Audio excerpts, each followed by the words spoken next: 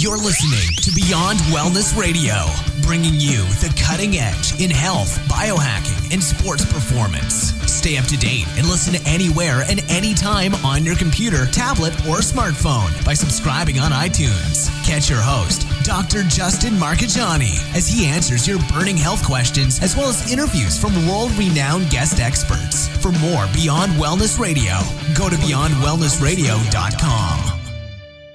Hey there, it's Dr. Justin Marcagiani. Welcome to Beyond Wellness Radio. Feel free and head over to beyondwellnessradio.com where you can access our full podcast transcriptions. While you're there, you can also sign up for our thyroid and female hormone video series. This series goes into the root cause of why your hormones are out of balance. While you're there, you can also schedule a functional medicine consult with Dr. Justin, myself, where we'll dig deeper into the root cause of your health challenges. Feel free and think of sharing this podcast with at least one person. This podcast grows by people sharing it. Sharing is caring. If you can think of one person that can benefit from this information, please feel free and share it. If you're enjoying the podcast, make sure you subscribe on iTunes. You can also click below the video or podcast where you'll see the iTunes review button and leave us a review. You can also sign up for the newsletter at beyondwellnessradio.com where you'll get updates before anyone else. Thank you so much and enjoy the show. And we are live. It's Dr. J here in the house. Really excited. Today's topic is going to be all on mold, addressing it and testing it, seeing if you have toxic mold in your home. And we have the CEO and head of ImmunoLytics Lab, which is a cutting edge mold detection lab out of New Mexico. And JW is the founder here. We have JW. Welcome to the show. Thanks, Dr. J. Good to be here. Hey, same here. So let's dive in because I had personal mold issues in my house and I was able to reach out to you and you helped me. And then I was seeing a lot of patients over time that was having just a lot of mold symptoms, and it becomes difficult because one, how do you test it? Number two, how do you fix the root cause of the mold in the home? And typical mold remediation techniques have been just really, really expensive. And your lab and you kind of working with Jeff Bookout over at CitraSafe have really kind of, one, have really good testing that's really good entry level to assess what's going on, and then more techniques to remediate it in a more cost-effective way. Can you go into that a little bit? Sure. Well, where do we start at, right? The best solution for everybody is to do everything, right? Have an environmental inspector come out, inspect the property, look for moisture, hidden mold, and collect a bunch of samples, air samples, swab samples, maybe an ERMI, but nobody can afford that, right? I mean, you get to $2,000-$3,000. So what's the best alternative that people can afford? And that's kind of where we try and come in. So we use the gravity plates, which is just a 1-hour settling plate to collect air samples throughout the house. And, they run around $33 a piece. So you can test numerous areas of your home, get kind of a statistical analysis of your home, a good representation of all the rooms, and then use those same plates to do tap testing where you're testing fabric material, whether clothing or furniture or carpeting, to really try and help you identify, is there a problem? And if so, what are the potential sources? What was that last test you said outside of the plates for the clothes? The tap testing with the plates. What's that? Oh, so how does that work? Yeah, real simple. You put a plate in the palm of your hand and you tap test an item 4 times. And so any of those mold spores will fly onto the plate, and then we can see if that's potentially affecting your health. So that's great. Yeah, you got that favorite chair you sit in every night and you're like, you know what, I just don't quite feel well, or I feel real tired when I sit in it. You can test that chair, see what's in it. Oh, that's great. And how does, what's the price of the ERMI testing? ERMI typically runs $125 to $175 depending on the lab you're using. Some go as high as $225 per test. So you're looking at one sample for anywhere between, say, $150 and $225. Because I did some generalized air sample testing in my house when I knew I had visible mold. We talked about it was right there. It was some kind of a greener mold, I think an Aspergillus family, and we sent the swab right to your lab and you guys picked it up. But the air testing didn't come back elevated at all. And then after we actually remediated and we did air samples again, it actually came back a slight bit higher, but it was still negative anyway. So that always perplexed me. But we did the plate testing to start, and in the room of the house where the mold was visible was off the charts high. It was like, I think in your lab, it's greater than 5 is considered to be a elevation in mold. And we were, I think, 18 or 19, and it was definitely more of the water-based mold. And so on remediation, and we retested, it was basically down to 1 to 0 across the home. So the plates seemed to detect it were some of the air testing, and it was more of the conventional remediation company based air testing, probably not the ERMI, where you kind of get the vacuum thing and you can kind of go Right. around, but that didn't even pick it up. Can you talk about some of the shortcomings in the conventional mold testing? Yeah, sure. Well, let's talk about mold first and kind of what it does, right? So, Yes. mold grows these little hyphal fragments out of the material, and then it develops spores. And those Mm-hmm. spores are just like seeds from a tree, and they travel just like dust. And so, as the mold, especially when it dries out, then those seeds or spores are easily transported through the air just like dust is. So they're going to go into the air like dust, and they're going to fall out of the air like dust. And the rate at which they fall is dependent on the size of the mold, the density of the mold. And there's some real great research that shows the settling times of mold. But something real small like an Aspergillus penicillium spore, it'll stay in the air for about an hour. Stachybotrys, alternaria may fall out in just a few minutes. And so you have this scenario where you have hidden mold growing in walls. That mold is then going to enter into your breathable air, presumably through electrical outlets, light switches, recessed lighting, any holes between the drywall, the cavity, the wall space or ceiling space, and the breathable air. So you have to kind of picture this and what's occurring. And of course, as the house heats and cools throughout the day, you have kind of a billows effect where part of the house is heated and then that air expands and blows into the breathable air. And at night it cools and it's kind of sucked back in. So this is the way that the mold is kind of transported around, and you're going to get exposed to it. And then of course there's the mechanical dispersion of the mold, whether it's like a wall is hit or carpet is walked on, and those spores are then distributed back through the air. So with all that being said, we look at testing, we say, okay, well, the primary route of exposure for mold is going to be inhalation. You're going to breathe it. And so what is it you're breathing, and what could you be breathing? The gravity plates are a 1 hour snapshot in time of the air that you're breathing, but we also sell the swabs where if you have anything that's visible that you think may be mold, you just swab it with something like a Q-tip, and we analyze that and see what it is. Any visible mold would have to be removed, and is an indication of some type of water damage or water leak. And then the settling plate shows the route of exposure. When you get something like an ERMI, what you're doing is you're collecting a dust sample, as much dust as possible, and hoping that dust, it kind of represents what you're potentially breathing. Of course, if you sample on the floor, you have contamination from outdoor sources. If you walk through your garden, did some composting, your dog walked in, so they can bias the results that way. Best would be to take a dust sample a little higher up. I find ERMIs are kind of prone to false positives. What I really like about ERMI is it picks up the Stachybotrys pretty well. It's just, it's another black mold. Yeah, it's another tool, right? Each of these sampling methods is a tool to try and address what may be a mold problem. Where's the best place to get the ERMI test done? Oh, well, I think we have some of our favorite labs. The one everybody seems to use right now is Micrometrics, because that's kind of the shoemaker lab. Got it. EM Lab P&K, I believe we've used a lot. And oh man, so you're putting me on the spot. I can't remember all the labs, but those are two right there that are good labs. And are you guys going to start covering or start doing the ERMI testing at all yourself too? No way. Yeah, Okay. I talked with Steve Jasper, who developed the ERMI. Oh Mhm. man, this was right after it came out, 15 to 17 years ago. Yeah. And I just realized that the assumptions that were made in the ERMI analysis and interpretation just are completely flawed. And so no, the ERMI is not of interest to me. We might eventually do some type of qPCR analysis where you're looking at DNA-based analysis, but I can't really find a good application. If you look at ERMI, they analyze, I think it's 36 species, right? Well, if you look at us, if it lands on a plate, it grows, we detect it. So we look at about 50 genera, which represents like 35,000 species. So, it's kind of like the keep it simple, stupid, right? If it it's grows, cost effective. You can test different areas. It is. And I mean, I don't want to go into all the specifics with ERMI, but let me just give you one. Okay. Yeah. If you look at ERMI, there's group 1 and group 2 molds. Group 2 is what you subtract out of group 1 to get your score. Group 2 has alternaria in there, but alternaria is the most antigenistic mold that produces some really nasty toxins. So it's pretty important to know if you have alternaria. Some of the sickest people we see are exposed to alternaria, and yet that's something ERMI says it's not a problem. Okay. So that's why a lot of doctors have developed their own interpretation, is to try and get away from some of these issues.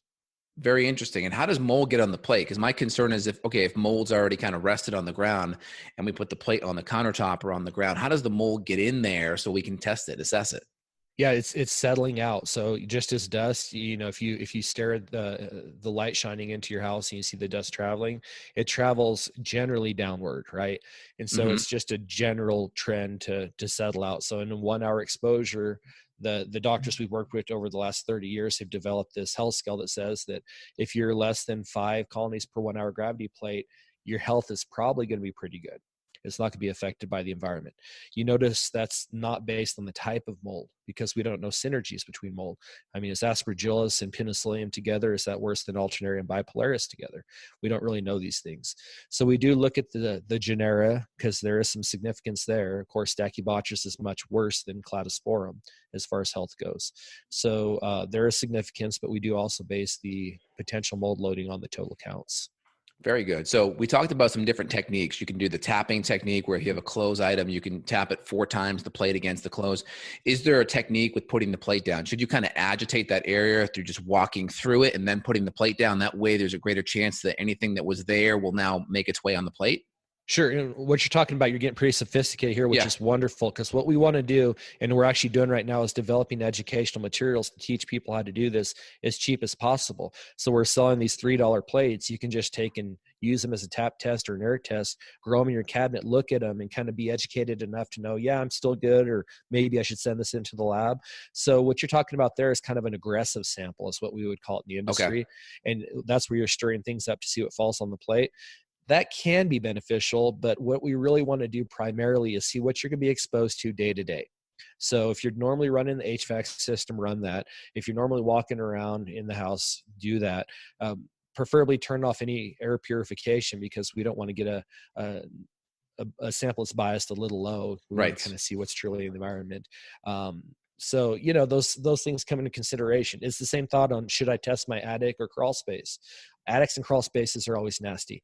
If you're storing materials up there or if you're looking for a source of the mold, then sure, test them. Otherwise, let's see first of all what you're being exposed to. Very good. Very interesting. Let's kind of just do a mold 101 for a lot of people listening. Some probably maybe have no mold issues at all, or maybe they have health symptoms that are connected to it. Who knows? Mold is so many different symptoms connected to it if there's a toxicity in your body. So why is mold a problem? I mean, if I'm outside and there's, leaves that are just naturally breaking down, why aren't I getting sick there, but mold in the house is a bigger problem? Can you break that down? Sure. And quite honestly, there's a little bit of a fallacy there in that some people think, well, I can't get sick from mold outside. I know that my wife and daughter, when they were severely affected by mold, my wife couldn't run her compost heap anymore because she would get sick even from doing that. And for a while, she couldn't even garden. So she was so sensitive to the mold that just a little bit would set her off. Now, why is mold indoors typically worse than outdoors? Well, it's because we seal up this toxic box, right? So basically what you've done is create an incubator. You've got completely closed in-house, so it's wonderfully energy efficient. There's no communication of inside and outside air, no dilution of toxins. Mold spores are ubiquitous. They're absolutely everywhere. And so we build our houses out of mold candy, which would be paper backing on drywall. It's paper backing on insulation. Mold it's candy. Wood members. Yeah.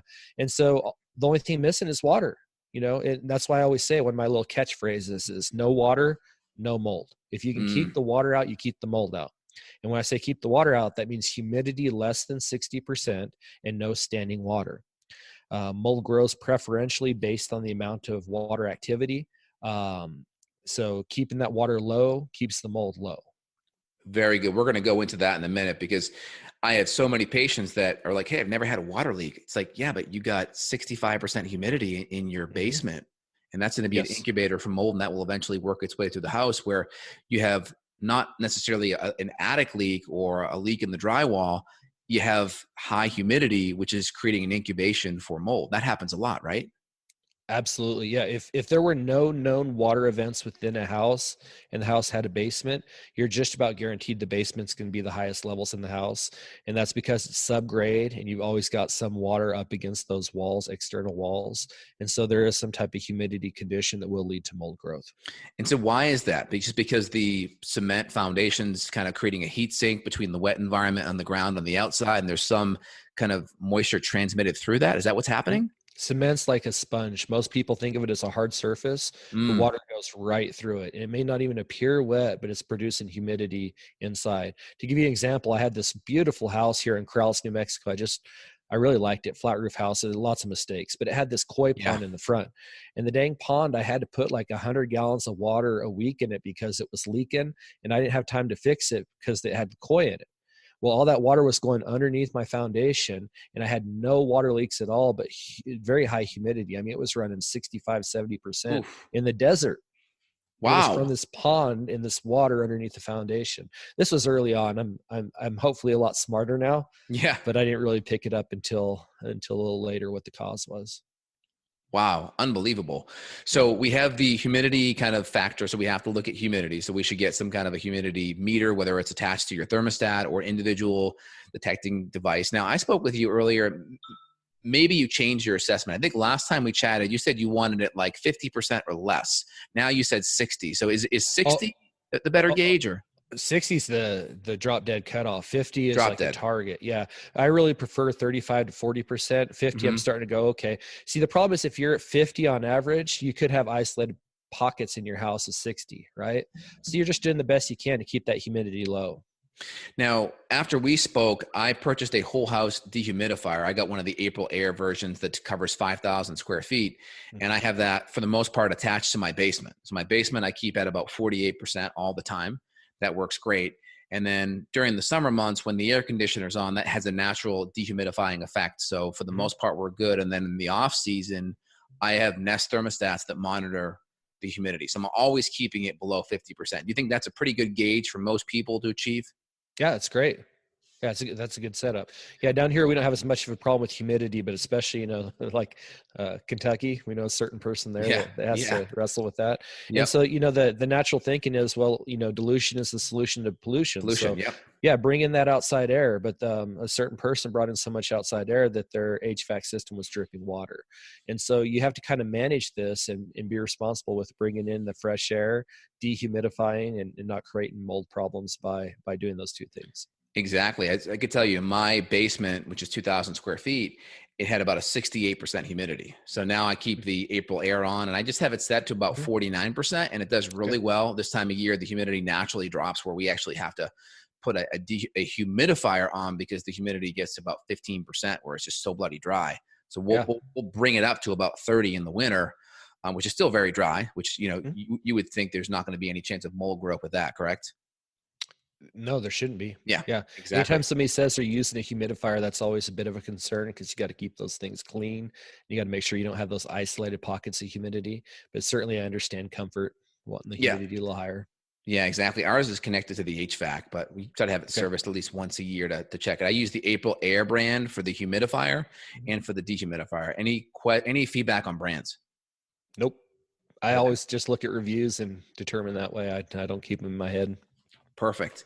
All right. So we have that kind of obvious thing, which is going to be the humidity. So $10 humidity detector, that's going to be the best way to assess that. Now, what about more overt things like leak in the roof, leak in the drywall? What's the best way to assess this? Do you recommend moisture meters? How do you attack it outside of like, hey, the drywall is wet. Hey, there's a water stain on the ceiling. How do you assess that?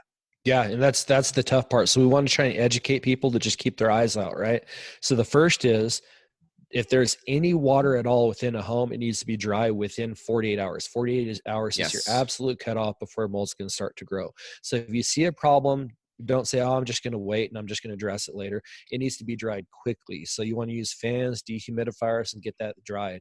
If it's been longer than 48 hours, you have to be careful with fans because you can spread mold spores all around. But certainly drying is the key.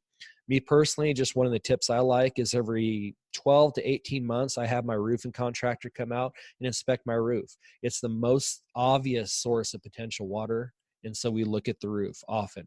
And then, of course, you want to make sure you don't have flooding or any water up against external walls. The gutters are extended away from the foundation. Just think about keeping water off of your house. That's the key. Don't let landscaping slant towards the house. Just consider water has to be away.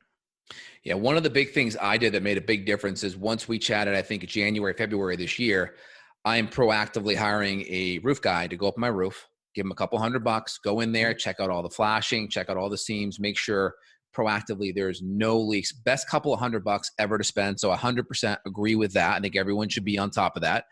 Number two was we made sure our sub pumps were dialed in and they had individual battery power to it. So if there's ever an outage because of a flood, we have those sub pumps able to run on external battery sources. Any feedback on the sub pumps, which are basically a pump in between the concrete foundation and the ground to get that trapped water out? Any feedback on that? You just got to keep it dry and monitor it. If I go and it looks like there's any growth in a sump pump, I might treat it, with peroxide, or some people can tolerate bleach. Of course, we don't like to promote bleach, but just something to kind of treat it and make sure if you've got a sump pump, then you got to also have a dehumidifier, because it's going to be humid down there. Yep. Everyone, in my opinion, who's got a crawl space or a basement, just invest the money to have a whole house dehumidifier. It's worth it. I know people that have regular, dehumidifiers that aren't connected to a drain. And I can tell you by the end of the day, there's a gallon or two already filled. And those things are naturally set to trigger. Once it gets full, it stops dehumidifying. So you got to be changing it at least once to twice a day in heavy humidity months. And most people can't keep up with that.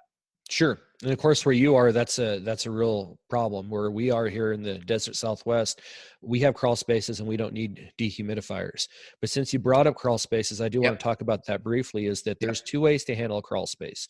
You either make it immaculate or you make it into a wind tunnel. And those are the only two ways to handle it and have a healthy crawl space.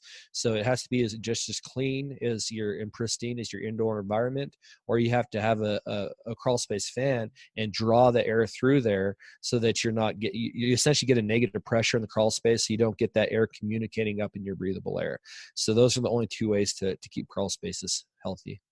Very good. What kind of simple tools can people get at home to assess what's happening in their home? So we have like a humidity detector. That's a simple one, right? We know that. Anything 60 or up, we're really concerned. Are you concerned at 55%? Like, is that kind of still you're talking statistics? Yeah, you're just talking statistics. If you're at 55, you might be at 60 somewhere, right? So it's just, don't play with fire. Keep it as low as you can. And I'm not sure if we've kind of broken it down why humidity even matters. I'm going to go into my explanation and I'll give you a whack at it too. So basically, humidity is going to look at the saturation of water or moisture in the air. And the more saturated the air is, the harder it is for water in your house to evaporate. So like JW just said, after 48 hours, standing water is going to create mold. Why? Because it hasn't been evaporated. So the drier the air is, the greater chance that air acts like a sponge and pulls that water up, therefore providing less chance for mold to grow. Is that a pretty good assessment? That's pretty good. Let me throw this at you. Okay. So say you have dried fruit, right? Yep. Dried fruit doesn't grow mold, keep it on the shelf forever. If you have fresh fruit on the shelf, a week, 2 weeks, it's starting to decay and break down. It's water activity. There's just more water in the fresh fruit and it allows the mold and bacteria to grow. If it's dry, it doesn't allow the mold and bacteria to grow. It's all about water activity. Think of air as a sponge. You got a wet sponge trying to basically wipe up a wet area. It's not going to be able to because it's so saturated. Totally. Yep. How is dew point and humidity? How's that different? People talk about dew point, which has a correlation to humidity. How's that different? Well, dew point doesn't usually come into conversation with mold as much. I mean, that's the point at which the temperature and the humidity levels achieve 100%, right? Yeah, 100%, so that you get dew or water forming on the surface. Yeah, it's interesting. I mean, the idea being is there active water. Dew would be active water in high humidity where the material is essentially saturated. See, if you get the material above a water activity of, I guess, about 0.8, mold will start to grow. And when it gets up 0.9, 0.95, then it really takes off, especially some of the nastier species. And so keeping that water down, keep materials dry is absolutely the key. Excellent. Let's talk about some of the more toxic species of mold. We have like the mycophenolic types, which are going to be more water-based. You have the black mold that you mentioned, the penicillium-based molds. And then we also have like the mycotoxins, which are toxins that come from the mold. So a lot of people, they're really having issues with a lot of the toxins that come from the mold, not just the mold. Can you kind of break down like, your top 5 or top 10 like chief list of the mold, and then kind of go into some of those really damning mycotoxins? Sure, and that's really tricky because mycotoxins. Last I saw, the count was at right about 1,000 mycotoxins I that are know, it's known. crazy. And then there's also the MVOCs, the microbial volatile organic compounds. Mm. So when the mold is starting to grow, it's putting off these MVOCs, which include alcohols, aldehydes, ketones, and they're volatile organic chemicals that people will react to and be sensitive to. And could make them sick. But then you get into the actual mycotoxins, in which small amounts of this chemical compound inside the body is Mm-hmm. toxic and creates toxic symptoms. And so when we look at the mycotoxins, well, everybody says, oh, Stachybotrys black mold has the worst Yeah. toxins. Yeah, it has bad toxins. But I got to say that we see more people sick from exposure to Aspergillus species than from Stachybotrys, just because it's more common, it's more prevalent. And so, when you look at mold sickness, mold illness, or mold toxicity, it often is a matter of what you're being exposed to, and the most likely culprit more than what's the most toxic. Like Pithomyces produces some real nasty mycotoxins, but it's hardly ever discussed.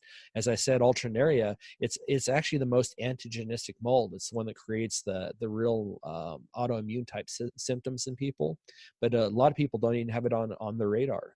So there's lots of little tricks to it. Interesting. And I thought I had black mold. And I think when we tested it, I'll pull up my labs here in a minute, pre and post, and we'll talk about them. Is I thought we had black mold, but I think when we ran into the lab, you guys said it was more Aspergillus than anything else. And that's not uncommon for short-term water leaks. So you kind of have a growth sequence where you'll start, if there is a water leak, you get some Aspergillus, Penicillium growth, some Cladosporum. And if there's more water, the water persists for a longer time, then you start getting the more toxic species, maybe some Alternaria, and then some Chaetomium, and then eventually Stachybotrys. So there's kind of a growth sequence based on the length of the leak and the severity of the leak. So let's talk about, the big one's Aspergillus, right? And then you have the black molds that you mentioned there. Is there anything else you wanted to highlight there? Just the big guns. Yeah, well, in our reports, we detail the types of mold and the mycotoxins that are currently known with them. And I think you're nailing it there. Aspergillus, Penicillium, Chaetomium, Fusarium, Trichoderma, Stachybotrys, Pithomyces, Alternaria, if I didn't say that one. Those are the most common we see that are creating mold toxicity in people. Let me go share my screen with you. Let's go take a look at this real fast. That way people can actually see what some of these labs look like, and they can see some of the mold that was actually in my house, and then we'll look at the pre and post on that. And then we'll go into what we can do about this, how to test it, how to assess it, what to do. I think this is really important. All right, let me share my screen here. Actually, I'll pull this up in just a few minutes. Give me a few minutes to get this all prepped up. Sure. But in general, with the labs that you guys are running, there's a couple of X factors on there. I want to talk about some of the X factors, which are going to be mold brought in from animals. How are you assessing or trying to, extract the mold from animals coming from the outdoor versus the mold from a water leak inside? How's that being done? Well, that's a great question. And that's why what I say is 50% of what we do as a company is the laboratory analysis. The other 50% is on the consultation. So really, if somebody's going to send us samples, they really should request a consultation where one of our trained experts can look at this and give suggestions on potential problems. So if we see like Candida, Nocardia, sometimes Trichoderma, sometimes Microsporum, Rhodotorula, these genera of mold are often from people or pets rather than water damage. And so we can kind of look at it and say, hey, you have high Candida in this area. Do you have a person or pet in there that maybe has some type of yeast infection? Or if, the Cladosporum is fairly consistent across the board, say it's 2 colonies across the board, well, that looks to be the normal background level for the house. Now, if you have high levels of Chaetomium, that shouldn't be anywhere. We shouldn't see that. And so that's a definite indication of some type of water damage. So we look at this based on the statistics, the number of samples collected, the prevalence of a certain genera of mold within the home, and then kind of make some recommendations there, along with the homeowner's knowledge of water events. So again, it's kind of an iterative process, trying to determine potential sources and make improvements in the environment. Interesting. All right, let's go over what a panel looks like here. Let's go break this down. All right, so here's my panel here. Let me know if you can see my screen yet. Yep, I can see it. All right, cool. So here's my panel here from last February. And there was like a black mold sample essentially in the kitchen behind the stove. I think what happened is some of the caulking that kind of seals the countertop from the back of the wall, I think it kind of failed, and just water and moisture, whether it's from cooking or humidity on the stove or just spills on the countertop, went back behind, and mold was growing all up behind the stove or the range. And you could see here 19 in the air, a 19, and we'll go over what that looked like. And then everywhere else, basement, which I actually had a little bit of visible black mold on the 2x4s on the ceiling, the various joists. We'll talk about that too. And then master bedroom was pretty good. And let's kind of break down what we're seeing here on the analysis. Sure. Well, just starting their basement island, that's kind of a normal background count, right? You'd expect to see a little aspergillus, Yep. a little cladosporum. Those are most common in the environment. And candida maybe come from people or pets. Yep. Kitchen island, of course, 19 is very high. With that, mucor is a mold that requires long-term water and quite a bit of it. And so when we see mucor, we're like, okay, there's been a severe leak for a long period of time. Of course, penicillium grows, as it microsporum, cladosporum. Those are common molds to show up if there is initial problem. Let me also point out there, you have bacteria. These mold plates, we use a Sabrod dextrose auger that's intended to grow mold and inhibit bacterial growth. But if there is a tremendous amount of bacteria, it'll break through and grow. So we note that on the report because that's interesting on the overall biologic condition of that room. Whether the bacteria is good bacteria, bad bacteria, inert, we don't really know. It's just interesting to consider in the overall biologic load of that room. Very good. And then the master bedroom, not too much there. Nope. That'd be normal background. Cool. And let me just talk about what I did based on your advice and your recommendations. And then I want to get a sense of just, you talk about some of the remediation process can create some of these metabolites that are actually even worse than the mold. And you mentioned that your daughter is very sensitive. I really want to go into that. So what I did based off of your advice is, number one, make sure the water leak is addressed. That's number one. That's the first thing we assessed and dialed in. Second, we looked at addressing the environment.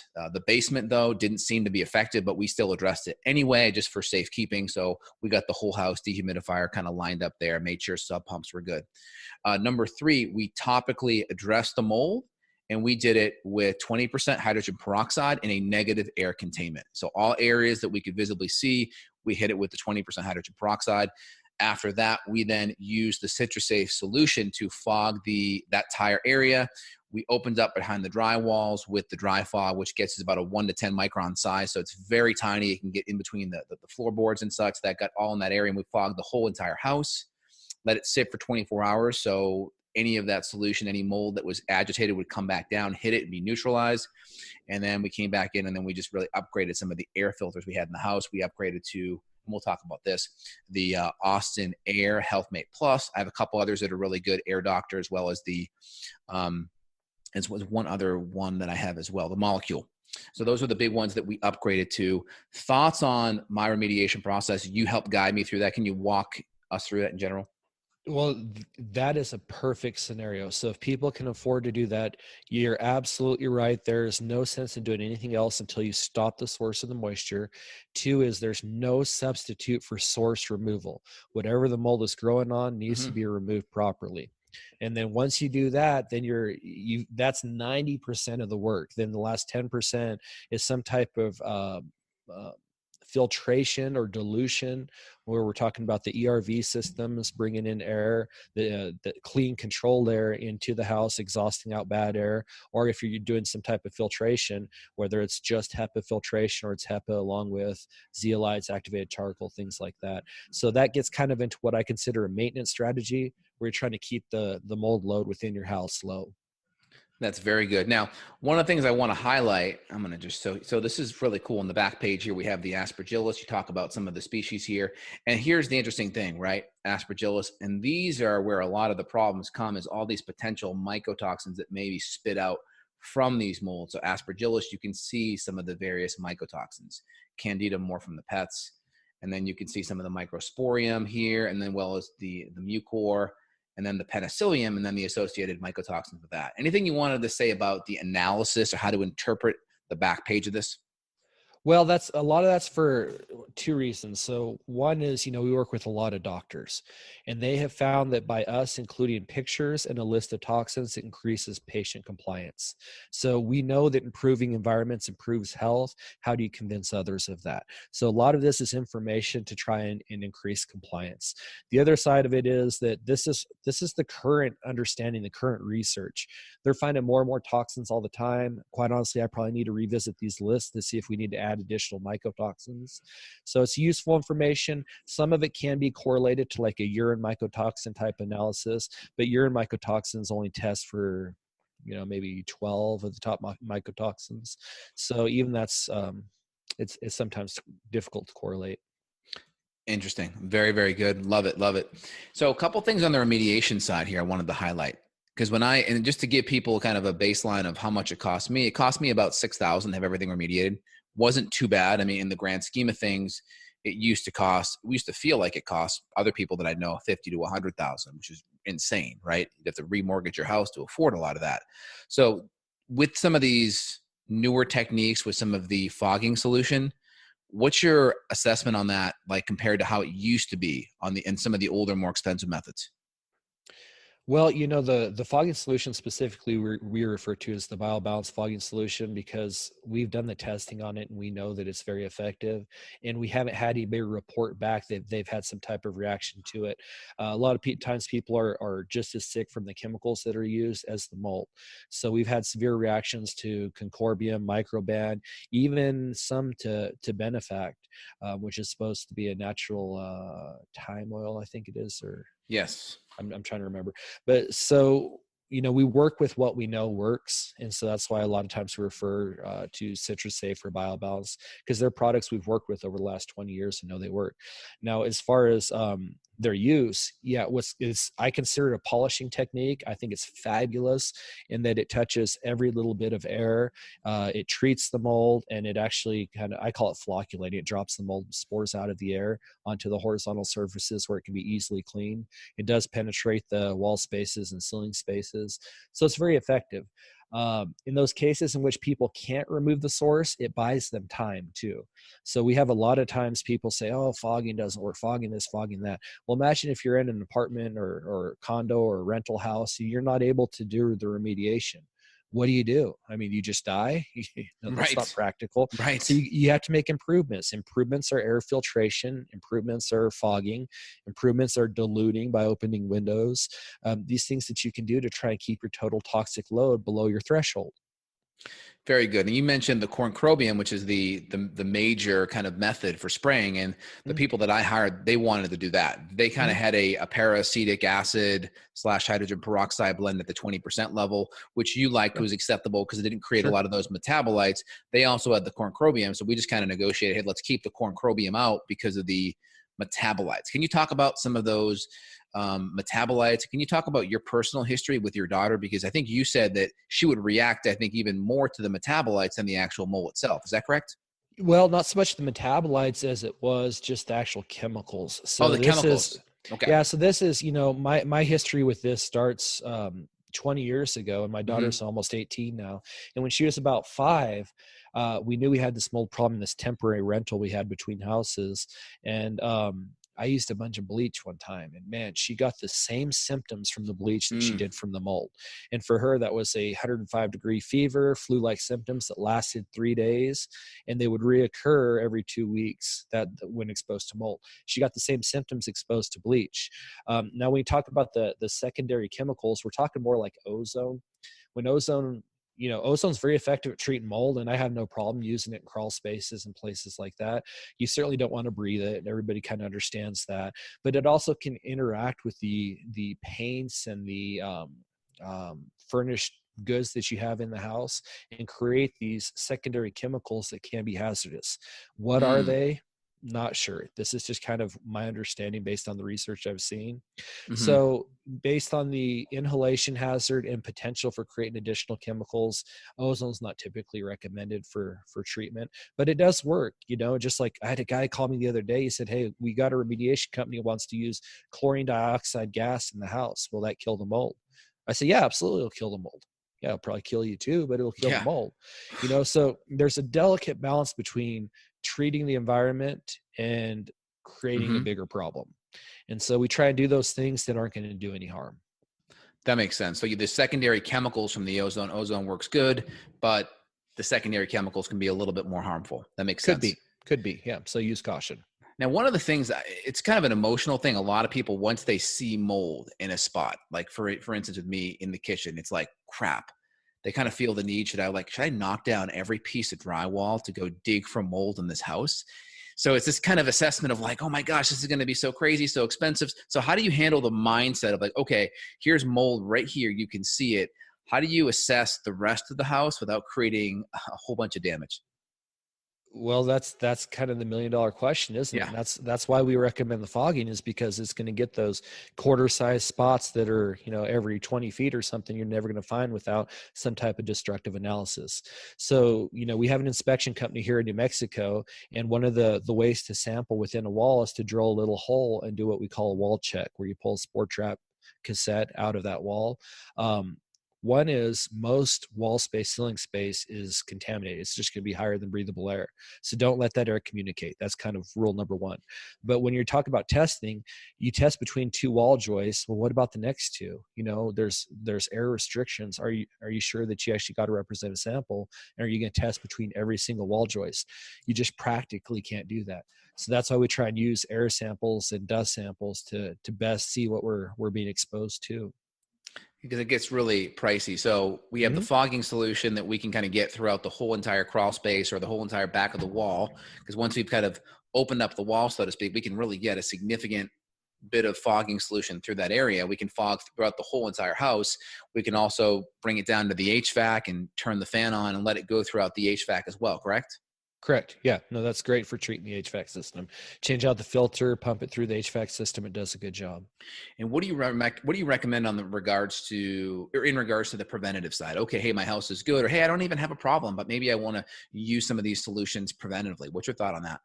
Well, Jeff over at BioBalance, he now has that home maintenance misting kit. I love that thing. It's like $195 for that little maintenance mister. And then, a bottle is like $45. And I can treat my entire house with one bottle, and it takes me about 15 minutes. So, I keep telling people, and it sounds like a joke, but it's not. I've got 6 kids and 2 dogs, and they're nasty. Wow. And so they bring stuff in, and so I can go through and treat my entire house and lower the biologic loading in my house. And I just do it periodically every 2-3 months. If I don't have a water event, I don't worry that much. I use my ERV system to bring fresh air in.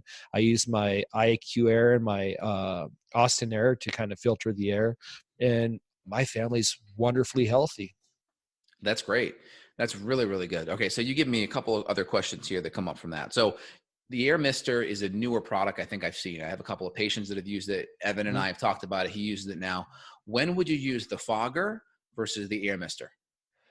Oh, I think I'd probably fall back on letting Jeff kind of determine that, but the fogger does a much better job at penetrating. It's a much more thorough solution. So you may want to hot fog initially, or if you have a problem. And then the maintenance mister is just to keep the levels down low. I know the advantage of the maintenance mister, the maintenance misting solution, is you don't have to leave. You can use it and just be there, and it's not going to set off the fire alarms. It's not going to alert the neighbors. I mean, if I've hot fogged before a townhome, and the fog's penetrating to the adjacent homes, and that freaks people out. Use the maintenance mister. You don't have that problem. So dorm rooms, apartments, the maintenance mister easy way to is the do way it. to go. Totally, that makes sense. Also, I think the dry fogger is going to have a smaller micron size. So if you're trying to penetrate certain areas when you actually know you have mold, then it makes sense to do it when you know it, and where the air one can be more of a maintenance thing. But you can still do it topically as well. Just I think you get a little more penetration with the fogger, right? Well, you do, but in the hot fogging, I mean, anytime you heat something, it activates it, and it's more effective. That's why we use hot water, right? So the hot fogging solution is more effective. Got it. Okay, very cool. And I like the fact that you can be maybe in a part of a dorm room, a hotel, maybe even somewhere you're traveling, and you kind of see, oh, there's water stains on the ceiling. I could bring that little dry fogger mist or that air fogger mist, and I could still take care of my little apartment, right? hotel room or Airbnb. That's great. Let's talk about air filtration. You mentioned a couple of devices. You mentioned Austin Air, which I like. You mentioned the Air IQ. I have the Air Doctor as well as the Molecule. Can you talk about what people should look at? We already mentioned some brands. I'll put some links down below in the video, and we'll put some links down below to some of the products that we talked about, some of the air testing, as well as some of the citrus safe products. Can you talk about what we should be looking for in a good air filter? Well, that's a little tricky, and everybody has their opinion. And I guarantee you, whatever I say now, somebody's going to disagree with, and some people are going to agree with me.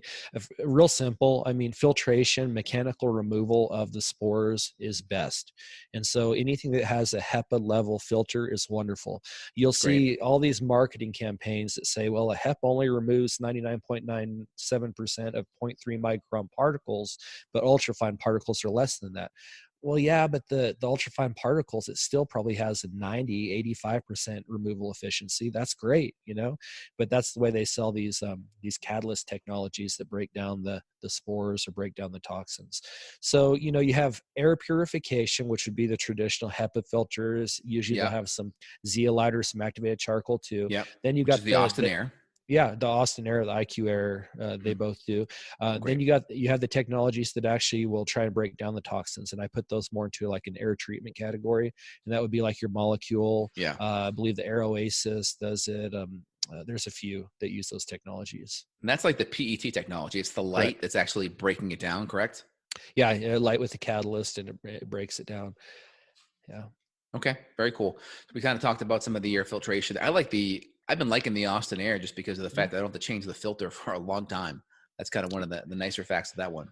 Yeah, I think I have 6 of them between my businesses and home. So yeah, I'm a fan of them as well. What That's I like great. about them, and this seems silly, but like the IQ Air has a real fancy digital display. The Austin Air has a little switch with it just goes 1, 2, or 3. I can set it and then pull the knob off, and then my kids can't turn it on and off. So that's why I like it. Oh, I love that. Yeah. That is one of the good features, because a couple of the units I have, they have a light on. Even I think it's the Air Doctor has a little moon that goes on at night. It's like, well, I want it in sleep mode. I want any light, I don't want any light coming. So the nice thing about the Austin is the fact that there is no light. That's cool. Yeah. Anything else that we should be looking at regarding at-home devices outside of, okay, we have the air mister. We talked about that. It's kind of more of a one-off treatment, maybe every 6 months to a year, or if we're traveling. We have the air filter that can kind of be a routine maintenance thing. We have like a dehumidifier that we can run to keep humidity down. Anything else we should add to our report home? Should we have like a moisture meter? Are there any other tech that you'd recommend to assess what's happening? Well, moisture meters are good if you have a suspect area that you think is wet. And so if you're saying, hey, this drywall here I think is wet, you can take a moisture meter and either stab the prongs into it, or some have RF technology where you just hold it up against it. The problem is that you've got to know that's wet. If you're looking at all the drywall in your house, if you don't suspect it's wet, you're not going to touch it with a moisture meter every single little piece. So moisture meters can be helpful, but they're not an absolute solution. I know FLIR makes now an infrared camera that plugs into my phone, and I think I paid $400 for it. And $400 is a lot for most people, but when you consider my first infrared camera was $13,000, it's pretty cool that now I have a $400 device that I can pretty awesome. Look and see if there's moisture. Yeah, so I like that a lot. So that's the tech side. I mean, I want to reemphasize too, just to make sure we understand that dilution is still the key. And if people aren't familiar with these ERV systems, the energy recovery ventilation systems, they're fabulous in that they take your inside air and exhaust it out and bring in outside air to your inside. And the path of the air kind of crosses so that you recover 80% of your energy. It's a fabulous way to get continuous ventilation of your house. And most areas can handle them. You would have to talk with an HVAC guy, because if you have real high humidity, you don't want to condense too much water in your house. But just keep in mind, dilution is key. A lot of other, professional biologists will talk about positive pressure of the house. That's wonderful if you're able to modify your HVAC system, or if you're putting in a new one. But, there we're getting to where cost is getting kind of prohibitive. That makes sense. What about people that have already done some of the fogging and they see an increase in the mold count on the plates on retest? This has happened to a couple of patients of mine. It's perplexing. I know we've been texting about it. What's happening there, and what can we do about that? Well, there's never 100% answer. It's situation by Mm-hmm. situation. Basically, if the fog touches it, it treats it. I mean, it's pretty simple. So, what are the conditions at which that didn't happen? Well, one may be that the mold source is external to the fog area. Say it's in a crawl space or attic space that didn't get adequately fogged. Then maybe that didn't get treated. Maybe the source got disturbed or dried. So, we talked about mold traveling just like dust. Well, picture it moving like dust, and wet dust doesn't move. Dry dust moves very easy. If you picture mold like a dandelion and you blow across that dandelion, all that goes into the air. Very similar with mold. If you walked up to your drywall, say you had a wall that was mold contaminated on the inside, and you hit it with your fist once, well, it's going to put all those spores into that air in the wall space that then could enter into your breathable air. So there's lots of different potential problems there. I know I've worked with Jeff extensively. If there's a case where the fogging doesn't work, he works with the people to get them some free solution to help fix that problem. So That's great. That's really yeah. good. So from an assessment standpoint, I have one patient that comes to mind who lives in a very tropical environment. So first thing is, all right, we're assessing humidity. It's like 75% humidity all the time. So we have a whole house dehumidifier. We also have air conditioning running, most of the time. We looked at roofs. We looked at leaks. We're looking at the foundation, crawl spaces, make sure there's no mold in those areas, and then keep the humidity low, and then fog, and then retest. Is that kind of the recipe there? That is the recipe. Yeah, it's not surprising when people take and add dehumidification, take a humidity from 75, 80% down to, 30, 40%, that all of a sudden the mold levels go up. That does occur fairly frequently. Also, when people modify the house, whatever they're doing to address it, sometimes they stir up more mold. A good example is, carpet is a horrible reservoir for mold that gets, resuspended into the air. So when you go to remove the carpet, of course, that can create a temporary situation which levels are highly elevated because of the removal. Makes sense. Now, you also highlighted the fact that mold can be stressed, and when mold gets stressed, more mold comes about, or more mold. Can you highlight the idea of stressing the mold? What does that mean?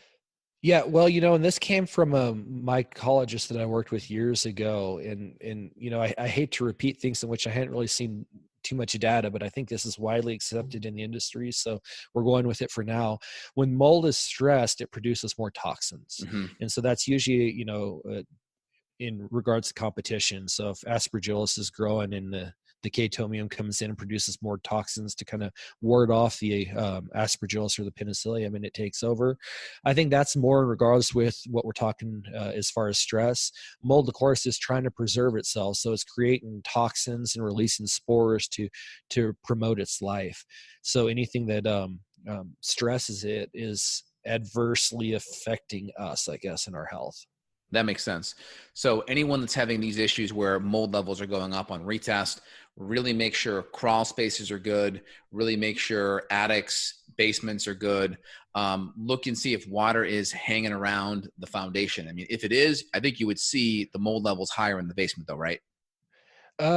Typically, yes. Typically you would. Based on when you perform the sampling. And part of what we're doing, this is an iterative process. We're trying to help you diagnose your house and do it as cost effectively as possible. I mean, you kind of alluded to this. I know certain remediators that walk into a house with a mold problem and they say, okay, I'll fix your problem for $100,000. That's just the blanket amount. And they do a great job fixing it. But who of us wants to spend $100,000 fixing a house when maybe we can improve our environment well enough for $1,000? Exactly. And if we're seeing mold in the basement, we've gotten a dehumidifier set up, but water is still on the foundation. Are we going to have to do a sub pump to really fix that issue at root cause to get that water away from the cement foundation? Yes. You don't want any standing water against a foundation or basement walls. Yeah, that's always a bad idea. So you need sub pump, dehumidifier, and then of course then fogging, good air filtration, and then we're pretty good. Yeah, there are cases where French drains to divert the water away, gutter extensions, just real practical, easy things just to get water away. If you've got a high water table and the water's just naturally sitting against the basement, concrete it in, get rid of the basement. And I say that tongue in cheek, but the idea being anything subgrade is not a good idea for anybody who is mold susceptible. Now, this is a great thing that I see a lot of patients come to me with. They're looking at buying new houses. They're like, hey, my last house may have had some issues. I really want to look and assess what new house I can buy, but I also want to know if there's mold issues to begin with. And we know people may not disclose things all the time on their seller's disclosure. So a lot of my patients are bringing a couple of these plates, and they're asking the realtor, hey, I need to put these in the house for an hour, and they'll go around and they'll plate the house. So one, I think it's a great idea, is plate the house. That, once you're down to your final two, plate the house. Want to get your take on that. What other things can people utilize when they go into a house for the first time to be mold detectors, so to speak, where they can pick up little signs or symptoms? Well, I think the first, and if you're buying a house, you're going to spend hundreds of thousands of dollars. If hire a local inspector, somebody who's really good that looks at these things. And typically home inspectors are not mold inspectors. Home inspectors will often offer a mold service where they'll take a sample inside, a sample outside, and compare the two. That doesn't really give you a good snapshot of what's actually occurring in the home. So, spend the $300 to $500 to hire somebody local to go in with infrared cameras, collect samples, put their professional eyes on it, and give you recommendations. It's just a good practice. If you can't afford to do that, at least do the do-it-yourself test kit to see what's going on. Understand that the way we do it is the testing, the gravity plates we use is really the best indication of potential health effects.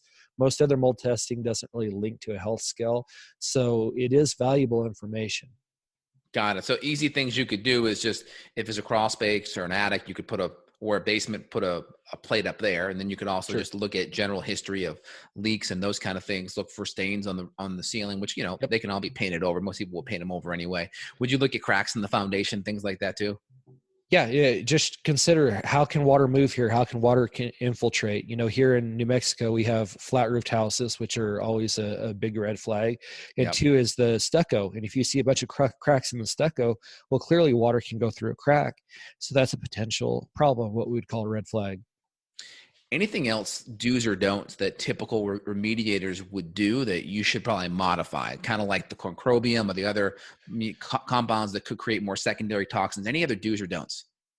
Well, I think the first key, especially with the remediator, is to make sure they understand a negative air containment. And I use that as a screening question.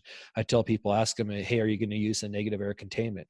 And if they say, what is that, or no, then they're a general contractor, not a mold remediator, and don't use them, because they're going to make the problem worse. After you get through that. Can you highlight that though? What is a negative air containment for listeners? Yeah. And quite honestly, just go to YouTube and type it in, because it's been used in the asbestos industry forever, and you can actually see visually. All it is plastic sheeting and then a machine with a HEPA filter that sucks the air out of that area that's going to be remediated and then discharges it outside. So it creates negative pressure so that when those mold spores are released, they don't travel into the rest of the house. They go through the filter and get filtered out. Doesn't stir it up. Doesn't stir it up, doesn't create a bigger problem. A lot of people try and do it themselves, or a general contractor. They start ripping out drywall, carrying it through the house, and then the whole house is contaminated, and becomes a much larger issue then. Excellent. Very good. Anything else? Use things that aren't hazardous. So don't use a whole lot of the chemicals. Even some of these that they promote as being natural or salts, they still seem to create reactions. We do like hydrogen peroxide, because I really haven't had too many people react to it. A few people have told me they've heard of reactions, but I can't pinpoint why. So it's a pretty easy one.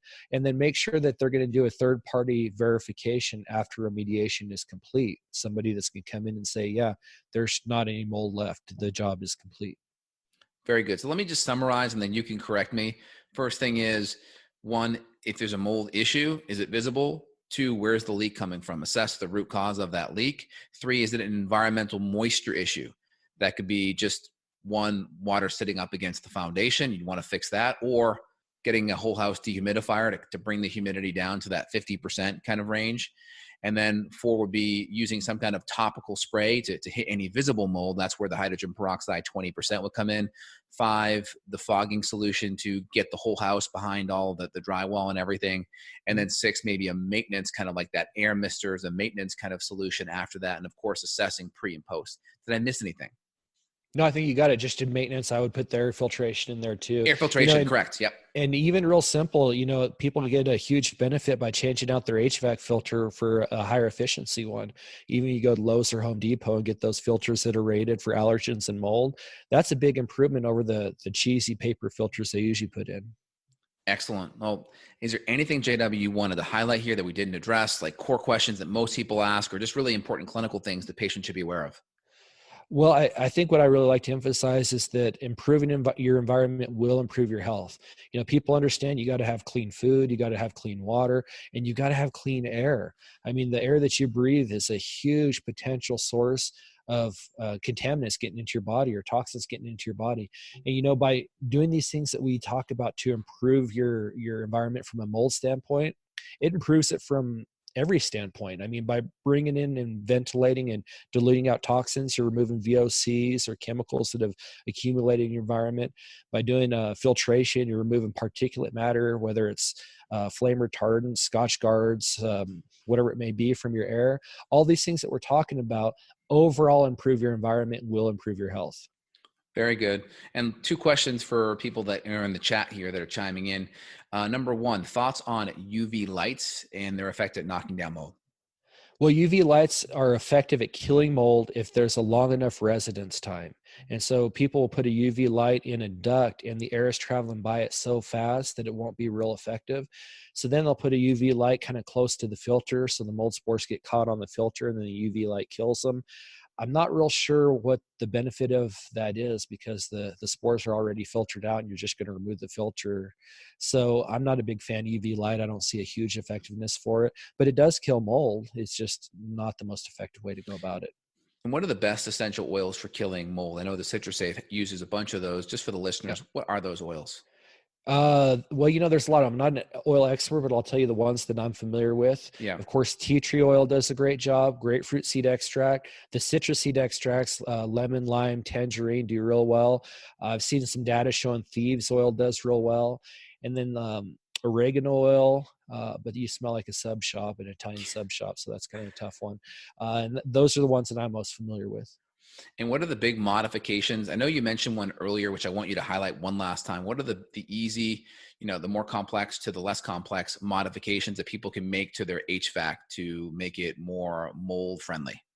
Yeah. So number one is put a better filter in it. I mean, it's just filter. Easy. Yeah. If you can get, there's a MERV rating system. If you see that, a MERV 11 or greater is wonderful. I have a MERV 16 in my filter, filter in my HVAC system, but mine was kind of designed for that. So filtration's number one. Two is keep it clean. I mean, certainly you can have your ducts swept, especially if they're hard ducts. You got to be careful on the flex ducts because you don't want to penetrate them. If they do that, then you want to make sure that the vacuum cleaner is outside of the house and that they're running the vacuum through a HEPA filter so you're not contaminating your house. So that would be the second. Keep your registers clean. I mean, if you look at a register on an HVAC system and it's black, it's dust, and dust contains mold, just as a general rule. So by reducing dust, you're always reducing mold. So those are the real simple things. Let me tell you something that was presented to me just a few weeks ago that I thought was brilliant.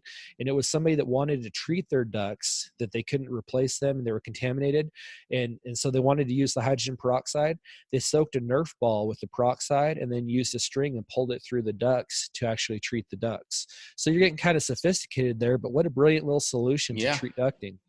Wow, that's amazing. And of course, you can do the CitraSafe solution through that as well. Sure. Yeah. You can just fog it. That's a simple way. You want to reduce the total buildup of dust, but the fogging's a great treatment. And for people that don't have, they're renters or they're Airbnb people, right? Or you're in a hotel, easy thing is at least if you can't do the fogging, you can at least do the air mister. Yes. Yeah. I carry one with me every time I go to a hotel and I just miss my hotel room. Yeah. Cause I did the studies early on against the Pseudomonas aeruginosa, E. coli, and methicillin resistant staph.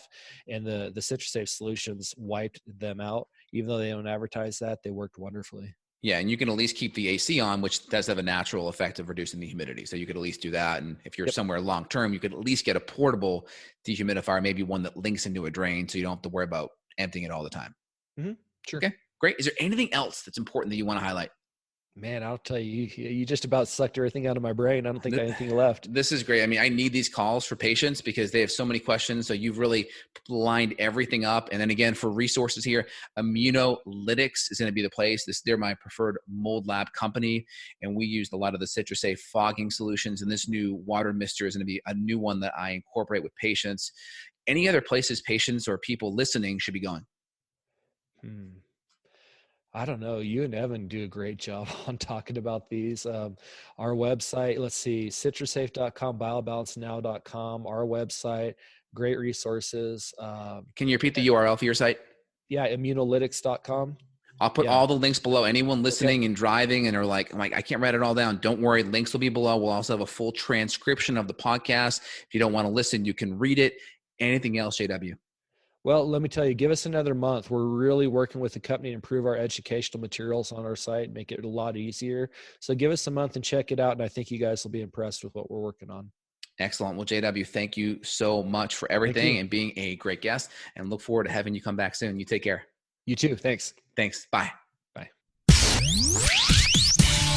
Got a question for Dr. J? Go to beyondwellnessradio.com and click the questions button. Then tune in to hear the answer. Also, if you like the show, click below to review us on iTunes. For more Beyond Wellness Radio, go to beyondwellnessradio.com.